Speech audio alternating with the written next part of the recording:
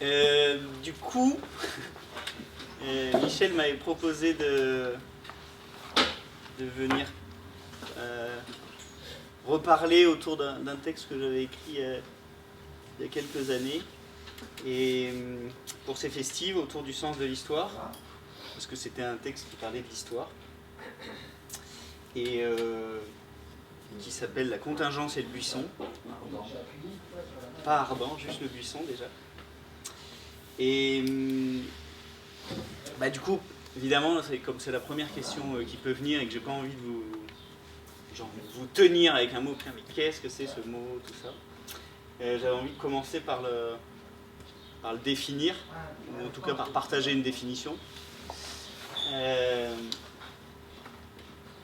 La contingence, c'est la propriété de quelque chose qui est et qui aurait pu ne pas être, ou qui est d'une certaine façon et qui aurait pu être autrement.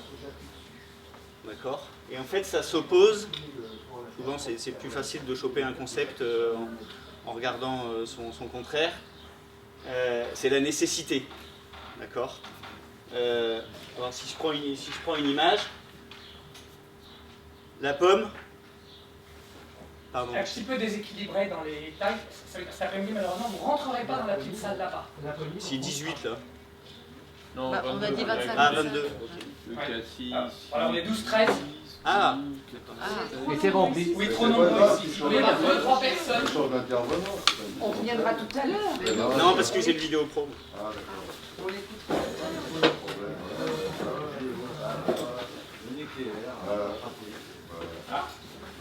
Je suis désolé. Ah, mais il n'y a pas. Ah, je suis désolé. Ah, bah alors là. On vous laisse en choc, il y a tout le monde. Je suis foutu. Coopérative. Donc je disais, ce qui s'oppose à la contingence, c'est la nécessité. Par exemple, cette pomme, elle va tomber. D'accord ? Elle va nécessairement tomber. Il n'y a pas de contingence à cet endroit-là. Elle est soumise à une force qui est une des lois de la nature, qui est la gravité. Elle va nécessairement tomber. Après, il peut y avoir de la contingence sur l'endroit où elle tombe. Par exemple, si le monsieur il met sa main, elle tombe dans sa main. S'il ne met pas sa main, elle tombe par terre. S'il y a un vent de force 5, peut-être la pomme elle tombe 1 mètre plus loin plutôt que juste en dessous. Ou de la même manière, le monsieur avec sa chemise là, le fait qu'il ait une chemise, c'est contingent. Parce qu'il aurait pu ne pas en avoir. Ou peut-être sa chemise elle est bleue et puis elle aurait pu être rouge. D'accord ? Il n'y a pas de nécessité à ce qu'il ait une chemise. Ou il n'y a pas de nécessité à ce qu'elle soit bleue. Ça, c'est juste pour partir ensemble sur le mot contingence. Est-ce que ça va à tout le monde ? Okay. Eh mais arrête de faire des trucs tout seul. Du coup, pour ces 2 heures, l'idée c'était de tournicoter autour de quel est notre rapport à l'histoire, quel est notre rapport au passé, à l'avenir, au présent, et quel lien ça peut avoir avec notre pensée et nos modes de pensée et d'action. Ouais. Comment tu articules contingence et incertitude? Alors, oui, c'est vrai que j'avais mis hasard ici. Putain. J'avais mis hasard aussi parce qu'effectivement, à un moment, on peut se dire, ah, la contingence, est-ce que c'est le hasard, machin. Le hasard, c'est quelque chose qui n'a pas de but, qui n'a pas de finalité. Ça arrive par hasard, c'est-à-dire sans objectif, sans finalité, sans fin. Et attention, il y a un petit truc aussi avec la causalité. C'est-à-dire que c'est pas parce que les choses arrivent par hasard qu'elles arrivent sans cause. D'accord ? Imaginons donc les causes, c'est comme derrière, c'est ce qui fait que ça arrive, et le hasard, c'est qu'il n'y a pas de devant, c'est-à-dire qu'il n'y a pas de but, il n'y a pas de fin. D'accord ? Est-ce que ça répond par rapport à l'incertitude ?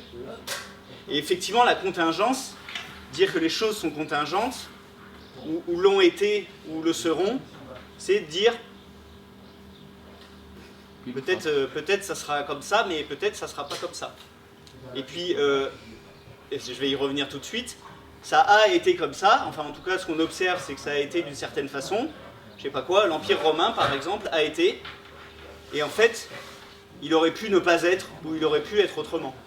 D'accord ? Dire que c'est contingent, c'est ça. plus chronique.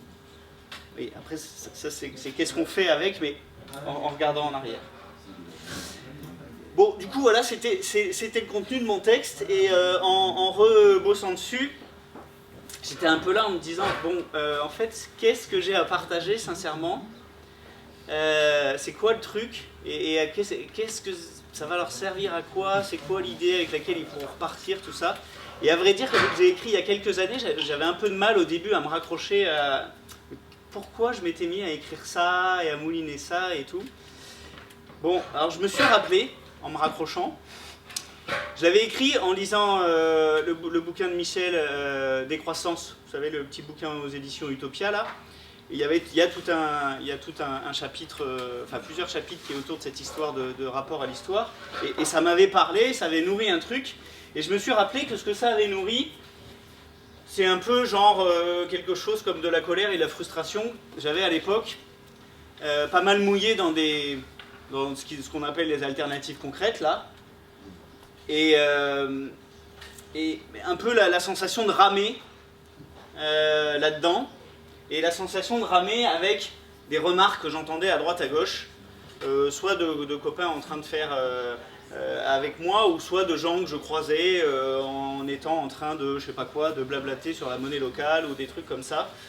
Et voilà, tous des trucs comme ça, avec ce rapport à l'histoire, au temps, et qui venaient parler de l'agir dans lequel on était, dans lequel je me sentais moi, et un peu en train de ramer, quoi. Des remarques du style non mais c'était mieux avant, on va pas revenir à alors la bougie vous la connaissez, ou genre tout est foutu, ou ah non mais ça c'était avant, on peut pas le refaire, ça va pas marcher, ou des trucs un peu progressistes du genre il faut évoluer, on peut pas arrêter le progrès, non mais ça va aller, c'est pas la peine de faire ceci ou cela, ou alors des trucs de l'autre côté, plus côté militant. Plus radicaux, du genre non mais ton truc là c'est pas assez radical, ça va pas faire basculer le système, ou des fois aussi non mais c'est un trop grand changement, ça va pas marcher. Alors le truc aussi qui me cassait vraiment les pieds, c'est on l'a déjà fait et ça n'a pas marché, donc ta gueule. Ou aussi un autre truc qui m'agaçait beaucoup, c'est ouais ok tu voulais faire ça et tout, mais est-ce que ça va marcher? Voilà, enfin, j'étais un peu genre, voilà quoi, démuni avec ça, avec ce truc de non mais c'est avant ça va pas marcher, ça va bien marcher, après est-ce que ça va marcher, est-ce que ça va pas marcher, tout ça. Et franchement ça me coupait les pattes assez fréquemment, et j'étais là, bon. Et du coup, voilà, en lisant les mots de Michel et puis d'autres trucs, Benassayag et tout ça, autour de cette question de l'agir et de la puissance d'agir et de tout ça, si vous avez croisé. Et ben voilà, j'en suis venu à pondre ce truc, avec une sensation, j'y reviendrai, et puis le cœur de ma réflexion c'est comment pousser les murs du présent, je vais le développer après, mais c'est un peu pour vous donner un peu le bout du chemin, c'est un peu l'idée de creuser ça, de comment pousser les murs du présent, avec cette sensation, un peu comme la dame sur la photo là, je ne sais pas si vous voyez bien l'image, mais d'être un peu comme la tête coincée, là, vous connaissez la blague, est-ce que quelqu'un peut ouvrir la porte du bus, la sensation d'être comme ça dans mon présent, dans mon agir, coincé entre le passé d'un côté et l'avenir de l'autre, et pas arriver à bouger quoi. Entre un passé qui serait genre la cause de maintenant, et puis c'est mécanique, et puis t'y peux rien ta gueule, et puis un avenir qui serait tout tracé, et puis qui en plus, il y aurait une fin de l'histoire et tout ça, donc ta gueule aussi. Soit c'est idéalisé, soit c'est foutu, soit c'est le passé il est trop nul, soit il était super. Bon, un truc où voilà, un truc d'impuissance et bon, comment bouger ça, et ma réflexion, j'ai mis cette image d'un gamin qui apprend à marcher parce qu'il y avait un peu un truc de comment retrouver cette fraîcheur là, de juste être en train de faire un truc, et heureusement que quand on est minot et qu'on a 1 an et qu'on commence à faire ses premiers pas et qu'on se casse la gueule juste 250 fois, il n'y a personne qui vient nous dire « Ah mais là, t'es en train de te relever un petit peu, est-ce que t'es sûr que ça va marcher ?»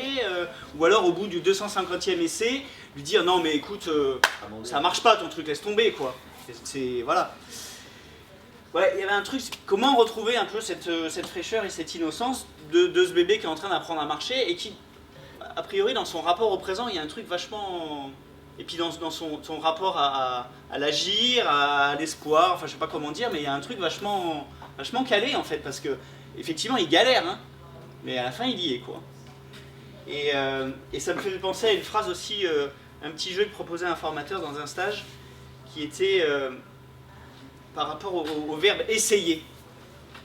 Voilà, par exemple, si je mets ma chaussure par terre, et que je fais l'action vraiment de la phrase qui est « j'essaye d'attraper ma chaussure ». Si je fais ça, là j'ai pas essayé d'attraper ma chaussure, je l'ai attrapée. Mais si ce que je fais c'est essayer de l'attraper c'est ça. J'essaye de l'attraper. Ça c'est essayer de l'attraper, ça. C'est raté. Non, là je rate quand je me relève, là, d'accord? Mais là, je suis en train d'essayer, là. Et du coup, je me disais, est-ce que le truc, c'est d'essayer, enfin, dans l'intention, bon, voilà. Ça brassait autour de tout ça. Avant d'aller plus loin, j'ai envie de vous mettre dans la boucle, parce que, je sais pas, ça me fait un peu bizarre de parler tout seul pendant 2 heures. Et puis, je me dis que, voilà, juste après cette petite introduction, peut-être il y a des trucs qui vous viennent. Et j'ai envie d'entendre en fait, parce que plutôt que de vous tartiner mon truc, je sais pas, je me dis d'abord on peut comme faire confiance à l'intelligence collective que les questions que vous avez, sûrement c'est des bonnes, et plutôt de partir de ça. Donc je sais pas, est-ce que vous, par rapport à ce que je viens de dire là, en lien avec à la fois ce rapport à l'histoire et à la fois avec comment je pense ce que je fais et comment je fais ce que je fais et comment j'essaye ou que j'essaye pas justement. Parce que ne pas essayer, en fait, c'est pas forcément ne pas faire, c'est ok, j'y vais. Comme le petit bébé, quoi, voilà, il essaye pas de marcher en fait. Il y va. Je sais pas, est-ce que vous, ça vous évoque des moments de frustration et de colère aussi dans votre vie, dans vos actions? Est-ce qu'il y a des trucs qui je sais pas, dans ce rapport à l'avenir, au passé, moi je vais tricoter après là-dessus, mais je sais pas, j'aimerais aussi entendre s'il y a des choses qui vous viennent. Ouais. Ça, moi j'essaye de ne pas en fait. De ne pas faire certaines choses. Du coup, ça m'incite à en faire d'autres. Ouais. Donc décroissance, c'est pas sur la privation systématique, mais essayer de ne pas manger de viande, essayer de ne pas... En fait, on fait d'autres choses, on cultive des légumes pour... Essayer, moi, souvent, c'est pas essayer de faire, mais essayer de ne pas faire. Je trouve ça mieux. Essayer de ne pas, ouais. Okay. Dans ta liste d'expressions, moi, je vais ajouter « les gens ne sont pas prêts ». C'est souvent un facteur. Ah oui, la truc, les gens ne sont pas prêts. Ouais. Les gens ne sont pas prêts. Donc on est constamment dans ces résistances psychologiques qui viennent de toutes parts. C'est tellement simple de le faire et pourtant on ne le fait pas. Ouais. Ce que tu dis, ça m'évoque l'autolimitation, le fait d'avoir des croyances limitantes et de se dire je ne peux pas créer ce projet, ça n'est pas possible, de toute façon on a toujours fait ça. En fait, tous ces trucs-là, ça nous imprègne aussi nous. C'est pas seulement que ça nous heurte, c'est que parfois on intègre ça et ça nous empêche d'être visionnaires, audacieuses, de proposer des choses vraiment qui sont en rupture avec ce qu'on a toujours connu.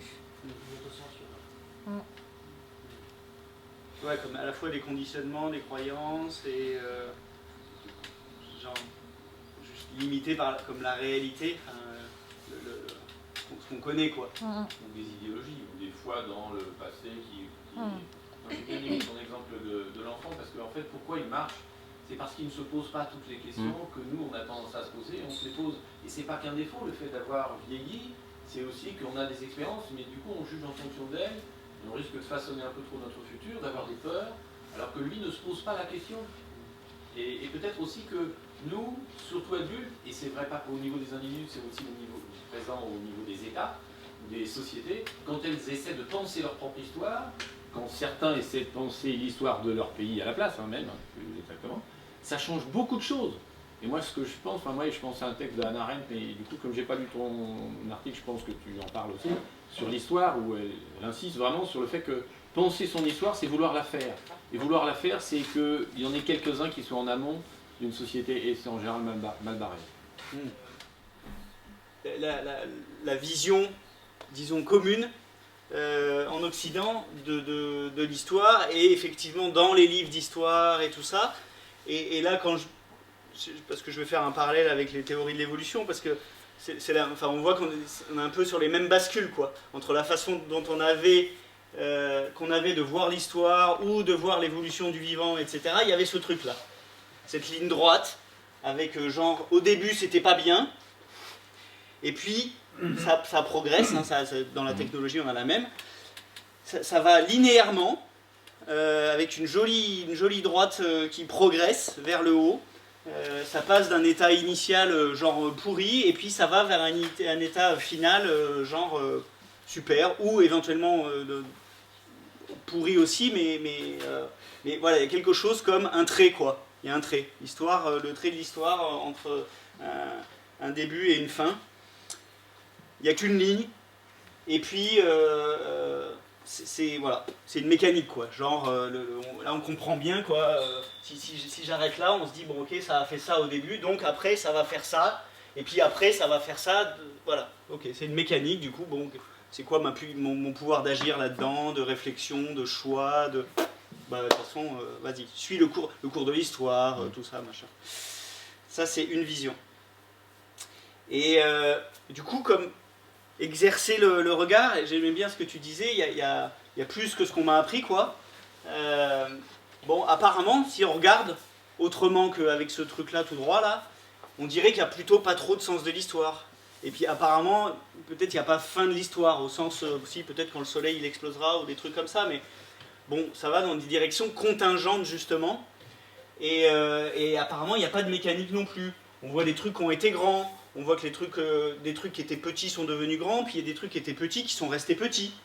Et puis, en fait, effectivement, il y a beaucoup plus de diversité que ce que nous disent les livres d'histoire, du genre, au 19e siècle, il s'est passé ça, et machin, et tata. Dès qu'on creuse on s'aperçoit qu'il y avait plein d'autres réalités qui étaient concurrentes, et qui étaient bien plus riches et diverses, et qui allaient dans des directions complètement différentes. Tu citais l'histoire du progrès et de l'industrialisation, je sais pas quoi. Bon, effectivement, dans les livres d'histoire, on ne parle pas beaucoup des ludites.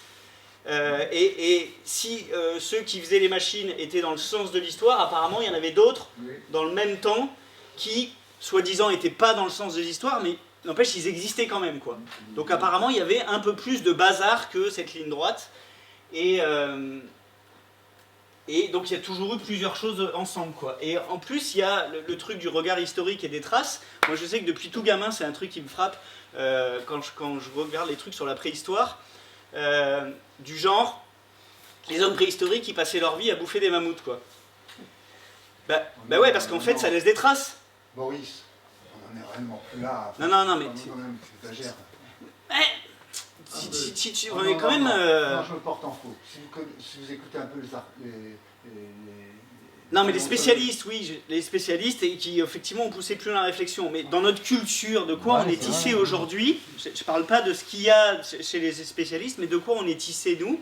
On est tissé d'un truc qui est que genre, voilà, les hommes préhistoriques qui passaient leur journée à bouffer des mammouths. Pourquoi? Parce que ça laisse des traces, en fait. Il reste des os, il reste du feu, il reste les silex, machin. Alors que probablement, les hommes préhistoriques, ils passaient leur journée à bouffer des feuilles.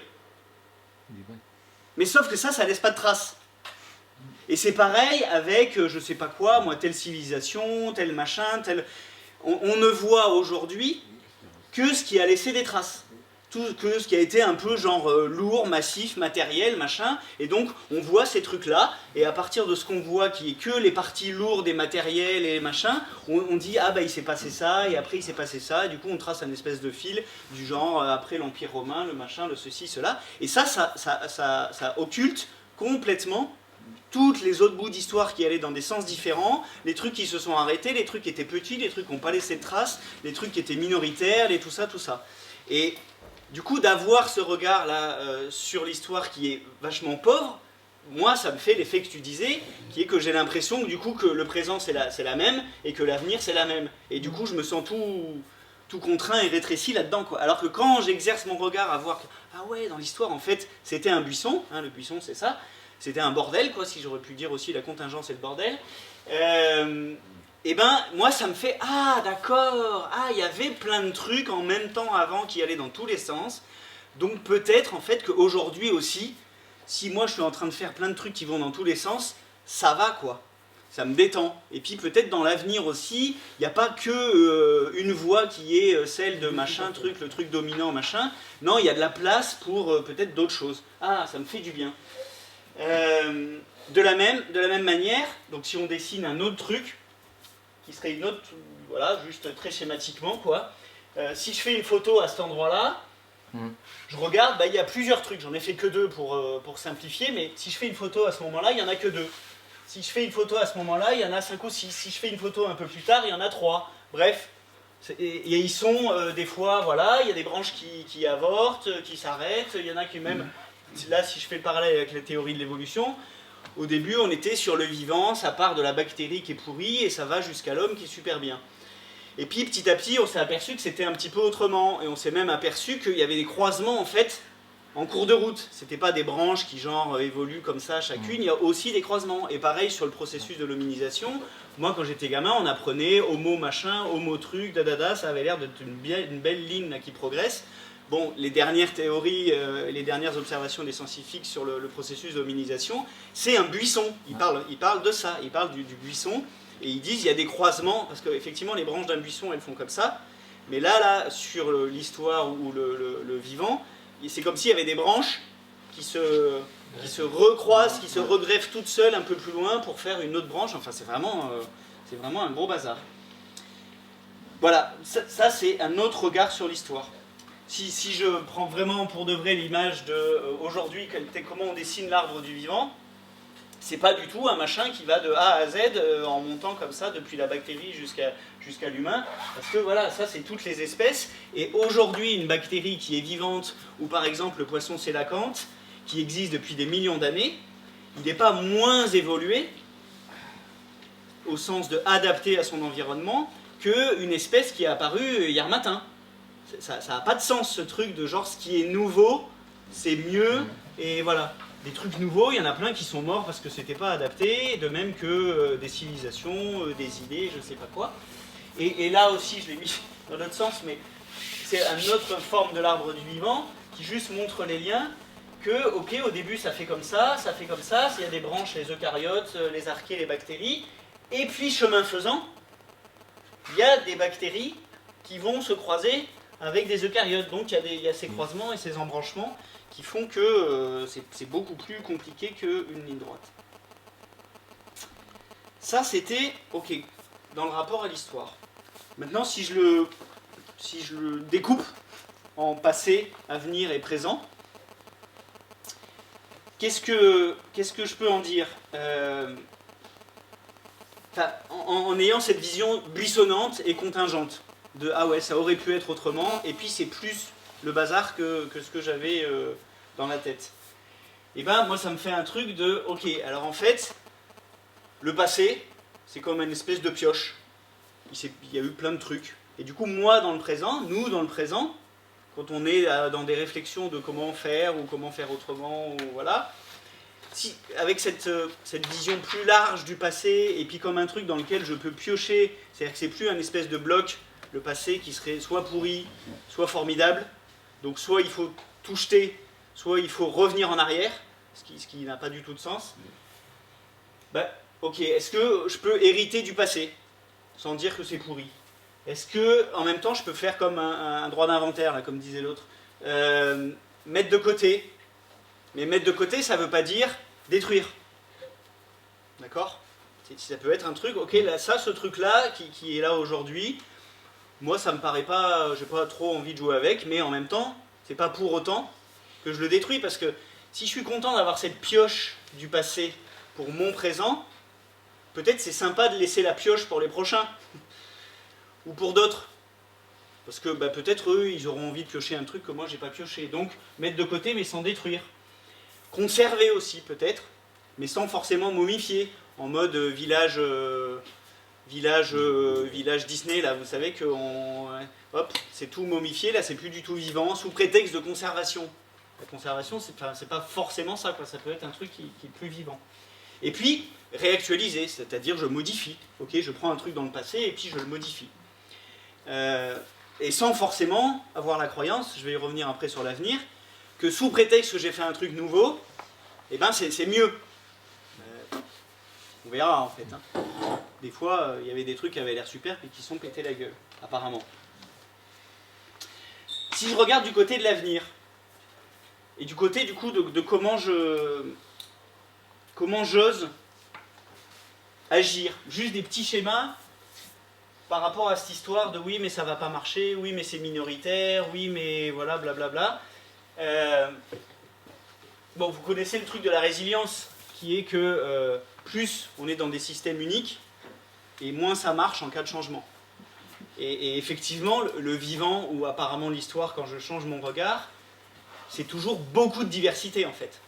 Et c'est ça qui fait que les conditions changent, et puis il se passe d'autres choses, quoi. Du coup, moi ça me fait juste un truc, ah ouais, en fait, les expérimentations, de faire des trucs dans tous les sens, entre guillemets, d'essayer ceci, cela, machin, sans savoir si ça va marcher, dans tous les cas, ça a l'air d'être c'est comme ça que ça marche, quoi. C'est comme ça que ça marche dans le vivant, c'est comme ça que ça marche dans l'histoire, du coup, socialement, politiquement, tout ça. Ça, c'est des fois par rapport au truc de convergence, par exemple. Des fois, ça questionne un peu, quoi, en termes de diversité, le coup de la convergence. Ou le coup de se mettre d'accord, ou le coup de la majorité, tout ça, c'est quelque chose qui fait vachement, genre, une seule tête, quoi. Au début de la réunion, on était 15, avec vachement de diversité, tout ça, et le but, c'est d'arriver à un seul truc. Moi, en chemin, des fois, ça me fait un peu, genre, merde, c'est con, j'ai l'impression qu'on a perdu un peu, quoi. Donc des fois on expérimente et puis ça marche pas. Donc on revient dans la norme et puis on réessaye autre chose. Et puis des fois on fait une expérimentation avec l'espèce de truc de il faut que ça fasse basculer le système, du genre il faut que ça devienne majoritaire. Ouais, en fait, des fois non.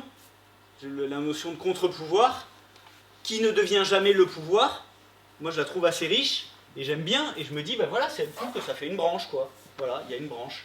Et pourquoi dire ah ouais mais ta branche elle reste petite, elle devient pas la grosse branche. Ouais, enfin bon, je sais pas en fait, mais du coup c'est quand même ça a l'air d'avoir du sens parce qu'en fait ça fait un truc, c'est pas si je prends les monnaies locales par exemple, ouais c'est clair, les monnaies locales ça marche pas. Enfin si vous avez joué à ça, moi j'ai joué à ça par rapport à la vision de ça marche au sens de hop ça devient la majorité de ce que tout le monde a dans son porte-monnaie, blablabla, tout ça. Ça marche pas. Et pour autant, est-ce qu'il fallait pas le faire et est-ce que ça fait rien ? Moi, j'ai l'impression que ça a fait bouger les choses, pas à l'endroit de, des fois, ce qu'on pouvait raconter dans les initiatives de monnaie locale en disant « Oui, ça va siphonner le système financier mondial, dadada. » Bon, apparemment, aujourd'hui, ça le fait pas. Mais c'est pas parce que ça le fait pas aujourd'hui que peut-être, en termes d'éducation populaire ou de changement dans les têtes de « Ah oui, tiens, on peut se mettre autour d'une table et créer de la monnaie et aller acheter de la farine avec », ça ça fait des trucs. Même si les gens, finalement, ils achètent de la farine qu'une fois. Mais tiens, c'est possible, ça fait quelque chose. Pour moi, ça fait un contre-pouvoir, qui effectivement ne devient pas le truc qu'il y a des monnaies locales partout et que chez Carrefour ça marche. Et puis des fois, effectivement, une expérimentation, elle devient la norme. Bon, est-ce que c'est fini pour autant de buissonner ? Non. Parce que souvent, quand le truc devient la norme, genre le bio, on voit bien que il y a besoin de rebuissonner, quoi. Parce que, voilà. Le chemin n'est pas fini, quoi. Du coup, sur l'avenir, toujours ce truc de, ok, si j'imagine l'avenir, est-ce que j'imagine conserver des choses ? Ouais. Parce que, conserver du buisson, quoi, des branches. Est-ce que je peux penser à l'avenir sans être dans ce truc de la fin de l'histoire ou le sens de l'histoire, machin, ok, je peux prospecter en buisson. Est-ce que je peux innover sans que ce soit genre ça qu'il faille faire ? Parce que peut-être il y a des moments dans le présent où en fait, tout ce qu'on fait, ça serait conserver. Et c'est pas être conservateur. C'est juste là, c'est un choix. C'est là, je choisis de conserver. Donc j'innove pas parce que, je sais pas, il n'y a pas... Si on regarde de nouveau l'histoire du vivant, on voit qu'il y a cette histoire les scientifiques appellent ça les équilibres ponctués. C'est-à-dire qu'il y a des phases d'explosion où il y a tout un tas de trucs qui se créent très variés. Et puis, il y a comme une espèce de tri. Et puis, il y a des phases de stabilité où la diversité elle est moins grande. Et puis, ça dure comme ça avec moins de diversité. Puis hop, il y a une phase de buissonnement. Bon. Ce qui met en cause, à dire, l'évolution de Darwin. Non. C'est juste que ça intègre d'autres mécanismes en fait. C'est la suite en fait. C'est ça. Et puis expérimenter, parce que c'est vraiment ça le fond de mon propos, c'est à cet endroit-là, et je reviens du coup sur, quand tu as entendu essayer comme ne pas expérimenter, c'était pas ce que je voulais dire. Mais avec ce truc de, ben non, je sais pas si ça va marcher, je suis désolé quoi. On commence à faire une monnaie locale, une AMAP, un machin, un truc, je sais pas quoi, blablabla. Je ne sais pas. Je ne sais pas. Et je peux pas savoir quoi. Bon, alors j'en viens au truc du présent, parce qu'en fait c'est ça qui m'intéressait, avec mon histoire de pousser les murs du présent. Est-ce que réfléchir à un autre rapport au présent? Allez, ça on l'a déjà dit. J'ai trouvé cette image, elle m'a bien plu, puis ça me ramenait au bébé là, qui apprend à marcher. Et si le présent c'était comme une boîte à forme, et du coup la forme évidemment elle change, entre le présent de maintenant, la forme de ma boîte à forme, c'est pas la même que le présent de demain. D'accord? Donc il y a une situation, il y a un contexte. Donc ma boîte à forme d'aujourd'hui, elle a une forme. Elle a des trous d'une certaine forme, d'une certaine taille, ma boîte elle a une certaine taille, tout ça. Et du coup, moi, mon jeu, à moi aujourd'hui dans le présent, à nous collectivement, c'est ma petite pioche de forme du passé et ma petite pioche de forme de l'avenir. Alors celles-là, elles sont connues, tout ça, parce qu'elles ont existé, enfin, ou elles se sont arrêtées, ou elles existent encore. Celles-là, elles n'existent pas, mais je fais de la prospective, je réfléchis, voilà. Et du coup, je me compose mon petit truc du présent, là, en piochant dans l'avenir et en piochant dans le passé. Et du coup, le présent, c'est un truc qui est ouvert et puis qui est à bricoler. Moi, j'avais attrapé cette expression de Benassayag qui disait on est à l'époque du bricolage. Je sais pas, c'est une image qui me détend, de me dire ah ouais tiens, en fait ce qu'on fait c'est qu'on est en train de bricoler. Je sais pas, dans le mot bricoler il y a un truc à la fois ludique, il y a un truc d'expérimentation et en même temps il y a un truc de concret, d'essayer, voilà. Donc on est en train de bricoler, on bricole dans le présent pour essayer de faire des trucs. Et du coup au lieu d'être comme coincé là entre le passé et l'avenir, des trucs complètement coincés, définis, vachement linéaires et tout ça. Ah non, en fait, je suis en train de piocher dans le buisson du passé et en train de piocher dans le buisson de l'avenir pour faire le buisson du présent. D'accord? C'est-à-dire, ça va dans tous les sens et tout ça. Si je fais une image, ce présent élargi, ce présent qui pousse les murs, c'est comme il pousse les murs vers l'avenir parce qu'il attrape plus de possibles en se disant que, bah ouais, il y a plein de choses qui sont possibles. Il attrape plus de trucs dans le passé en se disant que, bah ouais, même des trucs qui ont disparu, qui se sont arrêtés, je sais pas, par exemple, le tirage au sort à Athènes. Genre, ah non mais, on va pas remettre ça, puisque ça n'a pas marché, hein, puisque Athènes, ça s'est pété la gueule, tout ça, et puis c'était il y a 5000 ans, non, moins que ça. Mais ça a duré quelques centaines d'années quand même. Ouais. Donc, du coup, non, quoi. En fait, peut-être si. Non, ah oui, mais non, mais c'est de la connerie, parce que le tirage au sort à Athènes, il y avait les esclaves et les femmes qui étaient en dehors de la société. Oui, non, mais enfin, c'est un autre contexte, en fait. Est-ce que je peux piocher le tirage au sort et comme le distinguer du contexte dans lequel il était à l'époque et le mettre dans mon présent, même si ça fait 2000 ans que ça n'a pas été utilisé, et puis jouer avec. Bon, est-ce que je peux faire ça? Et du coup, moi, ah oui, tiens, voilà, il y a plus de trucs. Et puis, il y a les possibles qui existent aussi. Là, du coup, du côté de préserver, conserver et hériter. Quand j'intègre dans le présent, j'y reviendrai après, quand je dis que, comme le passé des autres, enfin le présent des autres, c'est-à-dire mon passé à moi, quand je le fais mien, c'est une façon aussi d'hériter avec, comme, je sais pas comment dire, soin, quoi. Voilà, un truc de pas tout péter, quoi. Et du coup, aujourd'hui, ce présent, il est aussi comme élargi. Donc, il est élargi vers l'avant et vers l'arrière, mais aussi sur les côtés. Parce que si dans le présent, je me dis que ce qu'on a à faire, c'est pas trouver la solution, que ce qu'on a à faire, c'est pas prendre le pouvoir, que ce qu'on a à faire, c'est pas forcément, je sais pas, le gros truc là, le truc genre unique qui serait dans le sens de l'histoire de machin, que j'essaye de tout penser, que ce que j'ai à faire, ce qu'on a à faire dans le présent, c'est buissonner dans des possibles qu'on ne sait pas trop où ça va et que ça va dans tous les sens, et bien ce présent il est plus grand, quoi. Il est plus large. Et du coup, voilà, pour moi ça dessert l'étau et du coup ça me permet de penser plus tranquillement à ah ouais tiens on essaye ça et alors on le mélange avec ça et on met un bout de ça et un bout de ça et ok on essaye. Ah ouais t'es pas d'accord? Bah, en fait, je vais essayer quand même. Enfin, je vais expérimenter quand même, si je prends un autre mot. Parce que, bah, en fait, moi, je vais faire cette branche de buisson. Toi, tu as envie de faire un autre mélange? Vas-y, fais ta branche de buisson. Faites votre branche de buisson. Et puis, probablement que le contexte à Brest ou le contexte à Marseille, ça donne pas la même boîte à formes, là, avec les mêmes formes, et on pioche pas les mêmes trucs. Et donc, voilà, je me déleste un peu des questions de savoir si ça va marcher, si c'est la solution finale, si c'est définitive. Voilà. Et dans le rapport aussi à l'avenir, je l'ai passé rapidement tout à l'heure, mais dans les possibles de l'avenir, du coup, dans le présent, pour moi, la question, c'est qu'est-ce qui est souhaitable? Parce que, a priori, des possibles dans l'avenir, bah, il y en a plein. Même s'il y a des endroits, hein, comme disait Michel tout à l'heure, où il y a des effets de cliquet dans l'environnement qui font que, bah oui, il y a des choses peut-être qui sont comme irréversibles, et alors tout n'est pas possible, quoi. C'est pas ça que je suis en train de dire, mais il y a plein de possibles.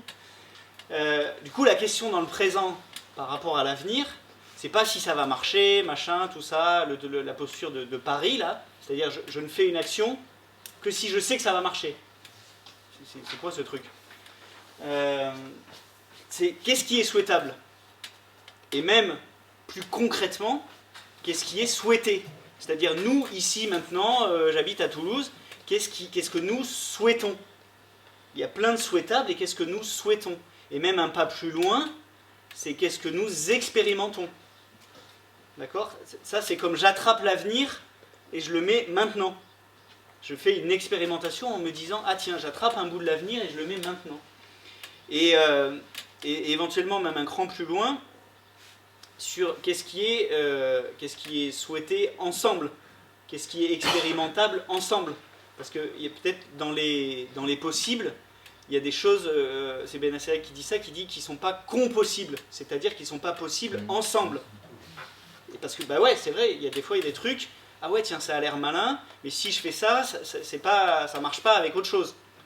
Du coup, il y a vraiment ce truc de cuisine, quoi, dans le présent, de, ah tiens, ouais, je sais pas, en cuisine, il y a des trucs, ça marche pas ensemble, quoi.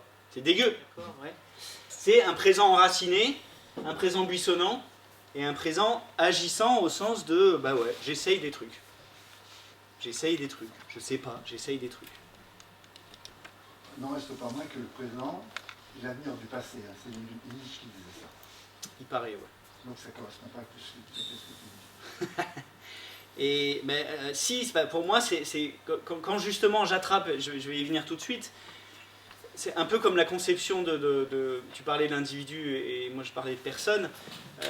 On voit que selon les cultures, la conception de qu'est-ce que c'est moi est complètement différente.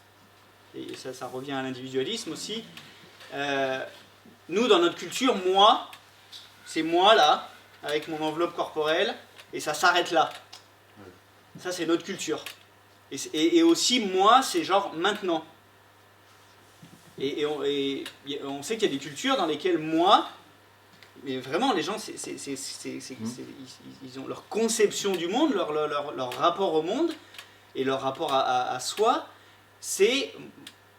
Moi, c'est la rivière, la forêt, l'abeille, voilà, vraiment, ils sont... Et on voit que nous, ça si je te demande...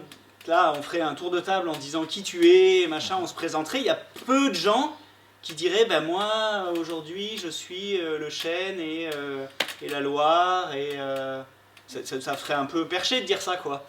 Mais vraiment, il y a des cultures où ils sont tissés de ça, quoi. Et dans le rapport au temps, pour moi, il y a un truc qui est un peu similaire, c'est est-ce que, dans ma conception de moi aujourd'hui dans le présent, j'intègre le passé et l'avenir. Et là, du coup, on arrive complètement... Je vais aller vers ça, du coup. Ouais, j'en étais là. Ah, il est parti, lui. Il est là. Pour moi, cette conception du temps qui est élargie et qui attrape le passé et l'avenir, pour moi, c'est complètement ce qui amène à un regard écologique ou spirituel au sens de les liens entre tout. C'est-à-dire que si je dis que le présent des autres, c'est-à-dire mon passé, c'est moi aussi, et si je dis que le présent des autres après, c'est-à-dire l'avenir, mais leur présent à eux, c'est moi aussi, bah du coup j'en prends soin. Parce que quand on considère que, moi je considère que mon petit doigt c'est moi, si tu viens me marcher sur le petit doigt, je râle. Mais si tu verses des saloperies dans la rivière, c'est pas moi. Non. Ça va. Si tu verses des saloperies dans l'avenir, entre guillemets, c'est-à-dire en détruisant, en je sais pas quoi, c'est pas moi. Tout va bien. Alors que dans cette conception et dans ce rapport au monde où l'avenir c'est comme moi aussi, bah, du coup la question de prendre soin, de préserver, de ne pas détruire, elle se pose différemment, quoi. De la même manière que dans d'autres cultures, quand quelqu'un coupe un arbre, ça leur fait quelque chose, quoi, comme nous quand on nous coupe un doigt, quoi. Il y a un vécu parce qu'il y a un rapport au monde qui est vraiment différent. Et du coup, leur rapport à l'arbre et à la rivière et à la forêt est très différent aussi, quoi. Et c'est cette phrase, là, vous savez, du bonjour Ubuntu, je suis parce que nous sommes. Parce qu'on était on est là sur la question de l'individualisme. Est-ce que je, c'est juste moi, quoi? Ou est-ce que c'est forcément nous, en fait, quoi? Est-ce que je, tout seul, ça marche? Bah non. Ni dans le rapport à la nature, ni même dans le rapport social aux autres. Je, tout seul, ça marche pas, quoi. Et de la même manière, je, tout seul, au présent, ça n'a pas de sens non plus. Parce que bah, je suis quand même pas tombé du ciel, là. Je n'ai pas créé ex nihilo, là, maintenant, moi. Voilà, j'ai hérité de rien, parce qu'après, on peut boucler sur plein de trucs, du mérite, du machin, de tout ça, là, de gens qui ont cette conception de genre, ah ouais, mais moi je me suis fait tout seul. Ouais, enfin, un mec, quand même, regarde un peu dans quelle famille t'étais, et puis qu'en fait, il y avait des livres à la maison, et puis ci, et puis ça, et puis machin. Donc la question du mérite individuel, bon, voilà, donc ces gens, il y a un truc de genre, ils n'ont pas de passé, quoi. Ça, c'est le self-made man, là, c'est ça, quoi. C'est l'homme sans passé, quoi. Est-ce que c'est ce rapport au monde là qu'on veut? Je trouve ça m'aide de pas l'avoir. Je fais des mélanges. Là, pardon, du coup j'ai passé. C'était là, je vais tirer plusieurs ficelles de ah tiens, est-ce que cette autre conception du temps, du rapport à l'histoire, au passé, à l'avenir, comment ça se balaye dans nos thèmes entre guillemets autour de la décroissance et nos actions, etc. Du coup, c'est ça que je balaye. Ce présent élargi, du coup c'est vraiment le présent du ralentissement en fait, parce que si ce présent c'est ce moment là où on joue à attraper des trucs de l'avenir, à faire la prospective, à regarder le passé plus finement dans les détails, dans les trucs qui étaient petits, dans les trucs et à réfléchir à qu'est-ce qui est souhaité, qu'est-ce qui est souhaitable, qu'est-ce qui est possible ensemble, etc. Si c'est ça le présent, ben, il faut y aller plus doucement, hein. Parce que ce travail-là, si on le fait vite, ça marche pas, et on le voit d'ailleurs. D'accord, le temps législatif, par exemple, c'est un truc de dingo, quoi. Je vous parle même pas de la finance et tout ça, mais juste dans la partie sociale, si ce présent il est élargi, il faut prendre le temps avec lui, quoi, parce que pour faire ce mix et cette recette et buissonner et machin, etc., ça demande du temps, ce truc-là.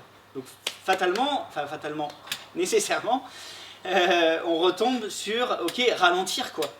Ralentir le temps, la réflexion, des décisions, de hériter, préserver, critiquer, débattre, etc. J'y reviendrai après sur la démocratie, mais c'est vraiment le temps du ralentissement. Alors au passage, je suis tombé il n'y a pas longtemps dans un type qui s'appelle Ken Wilber et qui parle de la vision intégrale. C'est comme de la métathéorie, c'est-à-dire c'est une théorie des théories. Si ça vous amuse, allez voir, mais juste c'était pour dire qu'il propose une grille de lecture qui englobe tout plein de choses, et qui englobe comme un rapport au monde, qui est, il y a la sphère de l'individuel intérieur, l'intériorité de moi, il y a la sphère de l'intériorité du collectif, c'est notre culture en fait, d'accord, nos valeurs, notre culture, etc. Il y a la sphère de l'individuel extérieur, c'est-à-dire ce qui est objectif de moi, ma physiologie, je sais pas quoi, ma longueur de cheveux, etc. Voilà. Ou ce que je fais aussi, c'est-à-dire ce qui est visible, parce que ce qui est dans ma tête c'est pas visible, mais ce que je fais c'est visible, donc il y a mes comportements là aussi. Et puis la sphère de l'individuel extérieur, c'est-à-dire les structures sociales, Collectif. Individuel, extérieur, collectif. Je vais y arriver. C'est-à-dire les structures sociales. Bon, c'est juste une grille de lecture qui englobe en fait tout, et que je trouve intéressante parce que moi, elle m'aide à penser, et je trouve intéressant de penser cette question du ralentissement et plein d'autres trucs à ces différents endroits. C'est quoi le ralentissement dans ma vie intérieure? C'est quoi le ralentissement dans ma vie à l'extérieur, entre guillemets? C'est quoi le ralentissement dans notre vie intérieure, nos structures culturelles, etc. Et c'est quoi le ralentissement dans nos structures sociales? Bon, c'est juste une grille de lecture, je la trouve intéressante, et il se trouve qu'elle englobe plein de théories. Si vous avez envie d'aller voir, c'est rigolo. Ça, je l'ai dit. Ouais, ce présent qui cherche à hériter et à transmettre, bah, c'est aussi forcément un présent de lutte, quoi. Parce que quand effectivement les comportements de certains, c'est la destruction du coup de quelque chose qui sera plus disponible pour les suivants, qui est déjà éventuellement plus disponible pour nous aujourd'hui, mais à coup sûr plus disponible pour les suivants, bah, ouais, c'est clair que dans ce présent, il y a aussi lutter. Parce que sinon, il reste rien, quoi. Enfin, en tout cas, il y a des choses qui y sont plus. Du coup, ce présent, c'est pas un truc genre passif ou je sais pas quoi. Non, il y a aussi la lutte dedans parce que pour pouvoir hériter, conserver et que pour que d'autres puissent hériter, bah, il y a un moment, il faut arrêter ceux qui détruisent. Et puis, dans la même ligne, la question des communs, enfin, moi je la rattrape complètement à cet endroit-là, quoi.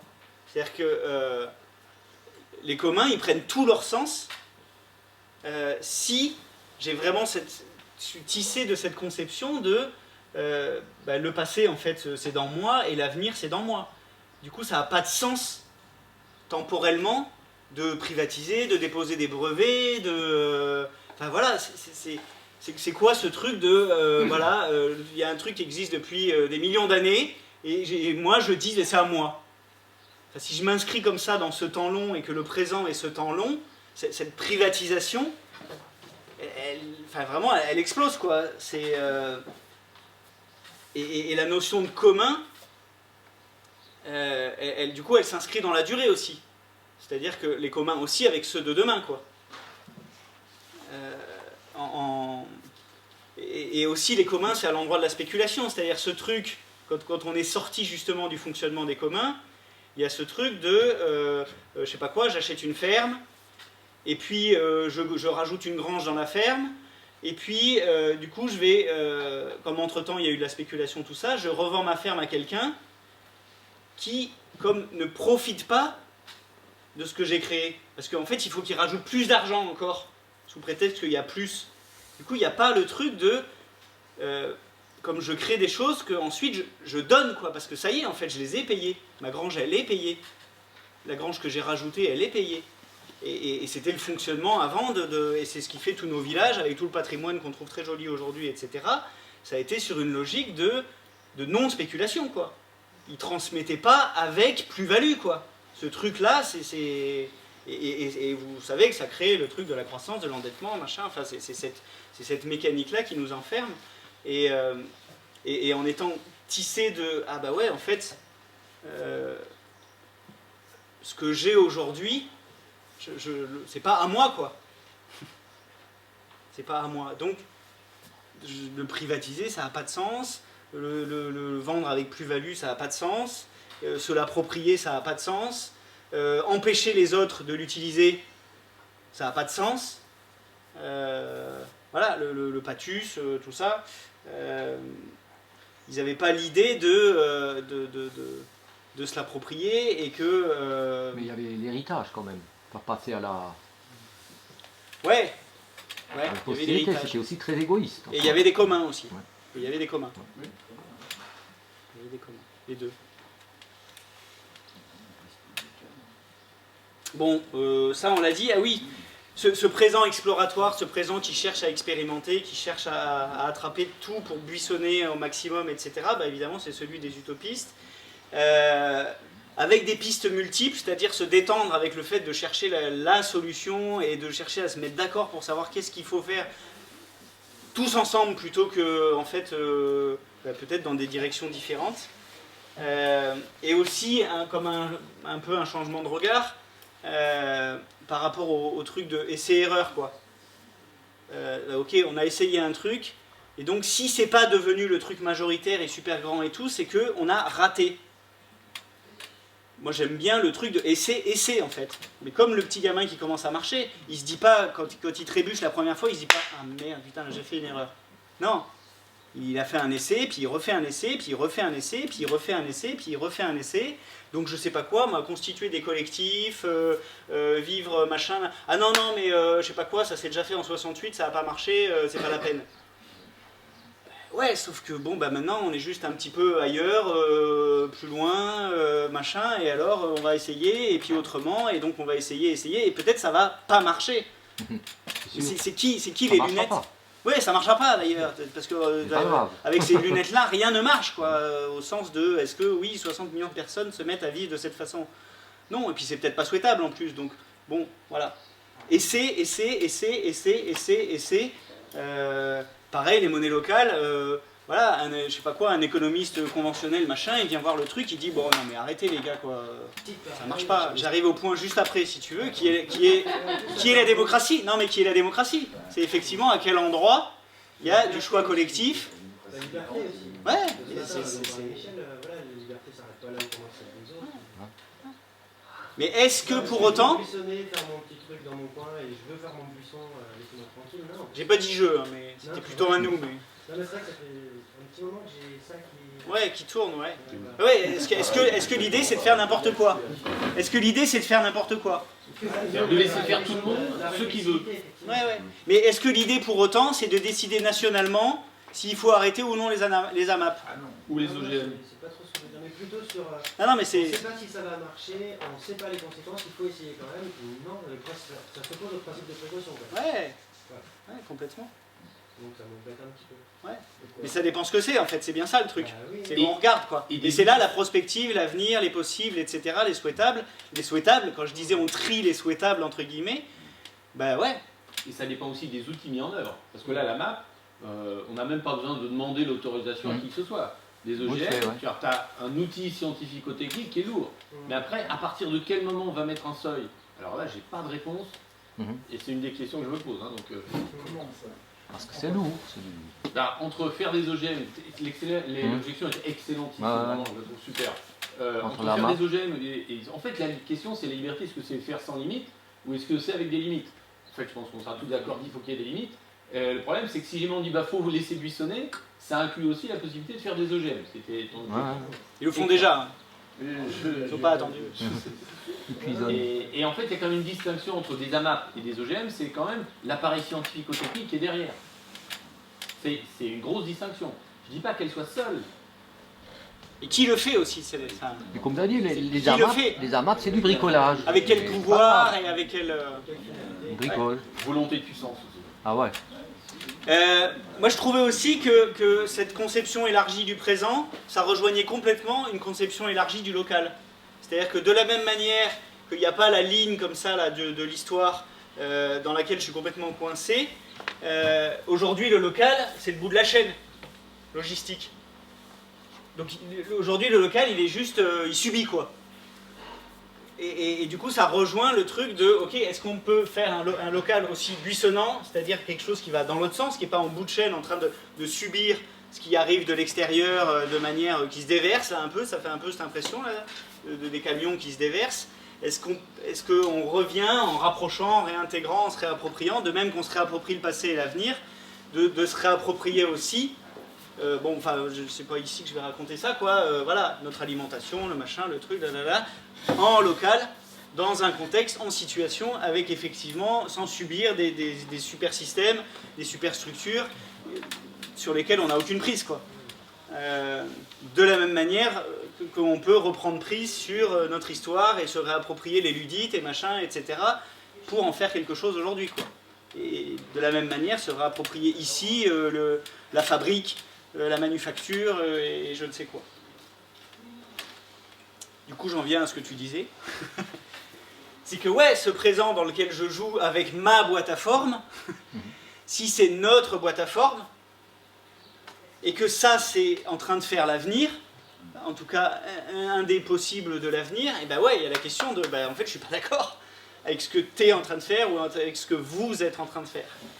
Et que, du coup, ce présent qui est ce jeu de la recette, etc., et bien évidemment, collectivement, c'est le présent des conférences de consensus, avec des processus très très longs, de conférences citoyennes, d'information, de référendums d'initiative citoyenne et je ne sais quel autre machin pour faire autre chose que ce qui se passe aujourd'hui, les lois qui sont ficelées en 3 mois par une oligarchie. Voilà, et il n'y a pas du tout à cet endroit-là de la prise en compte des besoins de tout le monde, du passé, de l'avenir, etc. etc. Et aussi cette conception buissonnante du présent, du coup c'est aussi une matière à débat. Parce que le TINA, il n'y a pas de discussion évidemment. Et là on voit qu'on est en plein dedans, là. Macron, tout ça, c'est tic tic tic, il n'y a qu'une option, vos gueules quoi. Et plus ça va, plus on est dans ce fonctionnement démocratique entre guillemets. Là quoi, alors que en ralentissant et en disant ok, la question c'est d'explorer et de pas forcément non plus avec notre mode français très jacobin, effectivement de décider nationalement à l'Assemblée nationale s'il faut arrêter ou non les AMAP. Mais ça a l'air d'être une blague, mais c'est un peu ce qui se passe pour juste 10 000 choses quoi. Les normes sanitaires, les machins, il y a ce truc de voilà, à la fois ça va vite et à la fois ça crée pas du tout plein de possibles quoi. C'est vachement normatif et réducteur quoi. En même temps, notre nation est un héritage de l'histoire. Et ouais, mais dans le droit d'inventaire, peut-être que nous choisissons d'arrêter les nations. J'en sais rien. Ce qui ne veut pas dire arrêter les liens, les échanges ou je ne sais quoi. Mais peut-être effectivement on va trouver que l'Assemblée nationale c'est un échelon qui est trop grand et que c'est pas pertinent parce qu'on veut fonctionner autrement. Et alors voilà, effectivement on met de côté le fonctionnement nation. Et peut-être dans 300 ans, les suivants ils diront ah non mais en fait il y avait un truc qui était pas mal donc bon. On va y revenir. Je sais pas. Et aussi la notion de conflit. Dans l'urgence, il n'y a pas de conflit. Conflit au bon sens du terme. Conflit au sens de désaccord et d'un truc qui se joue, qui se... Voilà. Ce que j'observe, dans l'urgence, c'est l'affrontement, en fait. Quoi. Soit la prise de pouvoir, soit l'affrontement. Quand il n'y a pas le temps, en fait, mais pareil dans nos relations personnelles, etc. Si on n'a pas le temps de discuter et de dire ah toi tu vois les choses comme ça, tu vis les choses comme ça, ok, et toi tu vis les choses comme ça, ok, alors ok on est là, et alors qu'est-ce qu'on peut inventer ensemble, ça c'est vachement long, on le dit, hein, dans les groupes, dans les familles, dans je sais pas quoi, soit il y en a qu'un qui décide et que tout le monde ferme sa gueule, c'est très efficace, ça va très vite, soit effectivement le reste c'est long, et donc il faut du temps. Il faut du temps pour être en conflit. Et prendre le temps, c'est être moins en affrontement. Parce que l'urgence, elle crée de l'affrontement. Donc le temps de mener des conflits, de les assumer, d'assumer le moment où on est en désaccord. Peut-être vous avez croisé Vivray qui parle de désaccord fertile. C'est-à-dire qu'on rentre dans une assemblée ou n'importe quoi, on est à un certain endroit de désaccord, et l'objectif, c'est pas d'arriver à un accord. L'objectif, c'est qualitativement de faire mûrir le désaccord. C'est-à-dire, on arrive avec un désaccord et on sort avec un désaccord. Ben moi, ça, quand j'ai croisé ce truc, dans les réunions, dans tout un tas de trucs, ça m'a vachement détendu. Je me suis dit, ah, d'accord, juste l'objectif, là, collectivement, c'est de faire mûrir des désaccords entre un point de départ et un point d'arrivée. C'est pas d'arriver à un accord, c'est pas de savoir qui a raison et qui a tort, etc. Parce qu'en fait, on est en permanence. Le conflit, c'est la vie. Le compromis. Voilà, c'est tout le temps, en fait. De la même manière que la démocratie, elle n'arrive jamais. Le coup de la fin de l'histoire, de nouveau pour revenir sur le rapport au temps et à l'histoire, le coup de la fin de l'histoire que peut-être, culturellement, on a tous attrapé ça à un moment, même en tant que militant. Le truc de, ah, si on fait ça, ça et ça et ça, ça va être bon. On a tous cru à un moment à ça. Enfin, je sais pas, mais moi ça va... Genre, ça va être bon.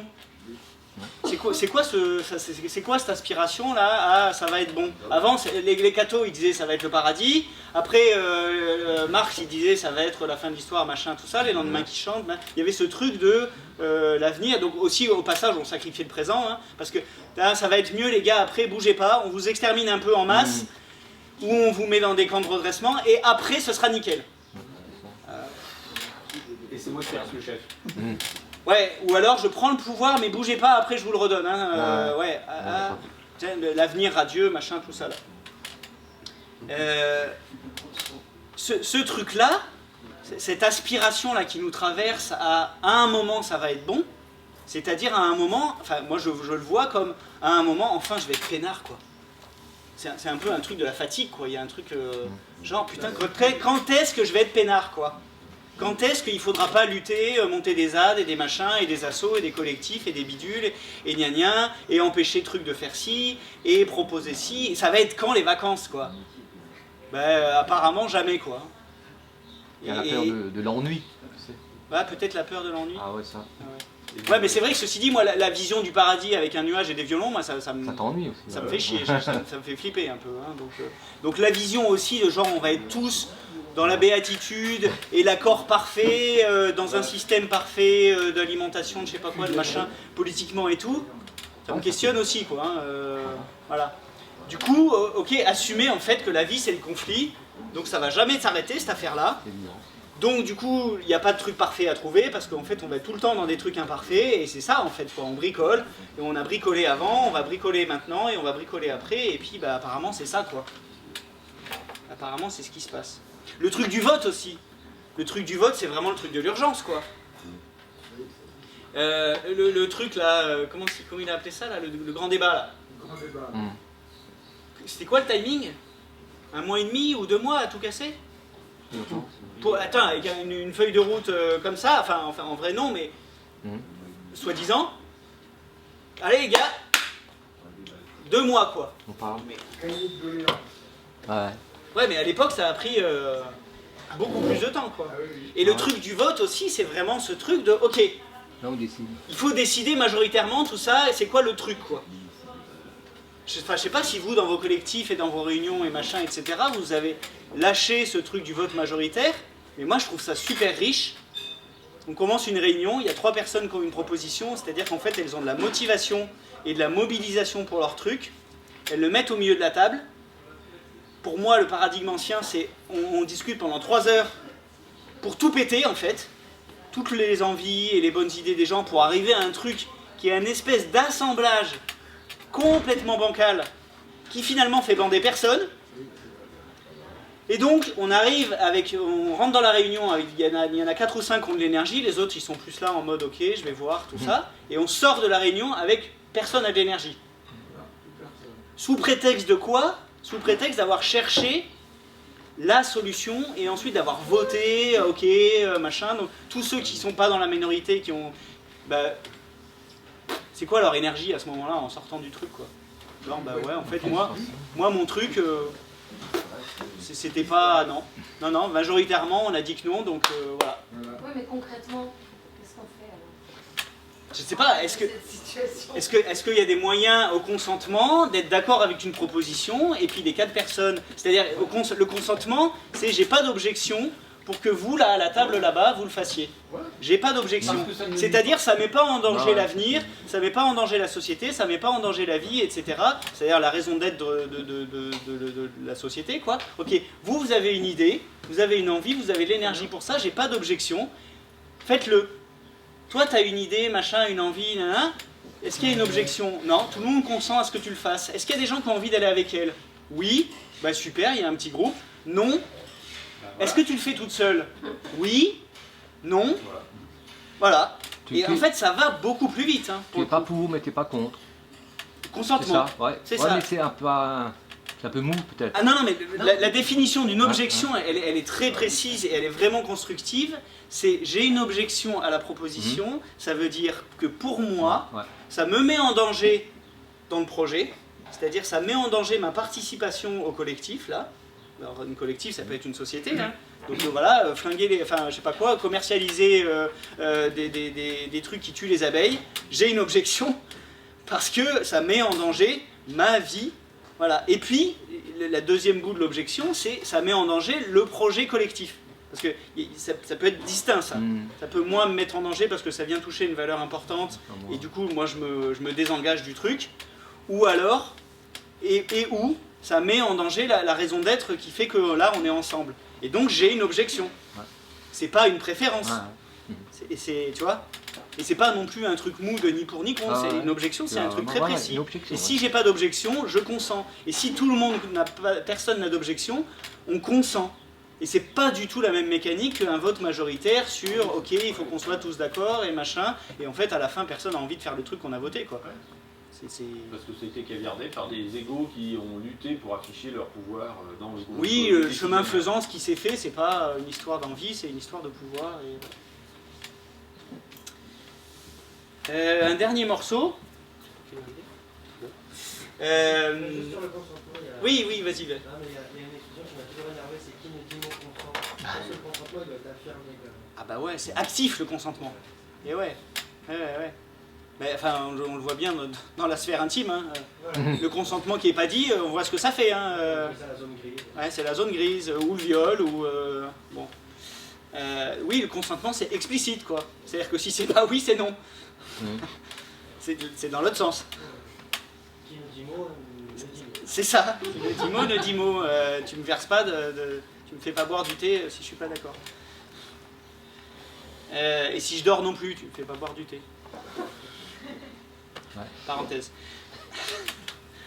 Un dernier bout sur cette histoire de transition qui est aussi une des thématiques. Voilà, et j'avais ajouté le bout de la lutte avant, hein, donc je suis à l'aise avec le truc du genre non, la transition c'est mou, machin, tout ça.